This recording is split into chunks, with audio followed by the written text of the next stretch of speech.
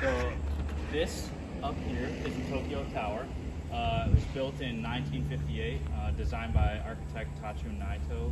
After World War II, Japan kind of sought to mimic Western ideals and modernism, and that kind of took form in terms of creating something that allowed the public to kind of create a free media circuit. So they kind of took advantage of an opportunity, and rather than placing just like a giant telephone pole or something like that, TV broadcasting pole, they decided to take advantage of that and make it a landmark in the same step. So if you kind of think about it, you would think that they would put a little bit more emphasis on that if it's something that means a lot to Japan. It's in movies, it's symbolized Japan itself, it's symbolized a place of worship, a place of love, a place of affluence and wealth. But they kind of hide it and don't very much prioritize it within the urban fabric. And part of that reason is due to the age of the city and its medieval plan. It's not planned like DC is, where they kind of have specific view sheds, and it's not like retroactively changed like Paris was to kind of alter those view sheds. Instead, they just let the city kind of develop as it is, rather than kind of placing any emphasis on it. But through this development, gaps such as this point where you can see the tower through the urban fabric are created. And there's a couple of different factors to that. The first of which is pocket plots. So we can see this empty lot right here, which will be taken advantage of.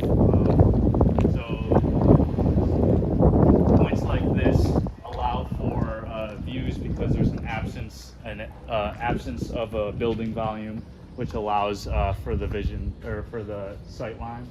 Other concepts such as this are the urban village. So this is actually relatively an urban village. You can see the scale shift behind us on all sides. So we're in a relatively low kind of roof line area, but surrounded by all these tall buildings, which inhibit the sight lines to the tower in most cases. But there's certain kind of conditions in that same space where the views are still afforded. And then lastly, I want to touch on urbanism, which is the reason why buildings are at such different heights.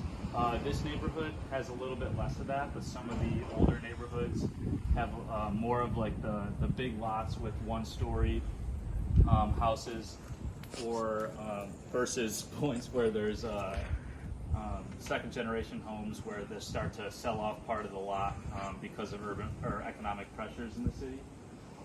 And that means that they need to build taller because they have less of a lot footprint, and then that continues obviously to the third generation and so on. So lot sizes are getting smaller, which directly impacts the height because it's the same size families roughly. And these kind of conditions kind of combine to create these view sheds to Tokyo Tower.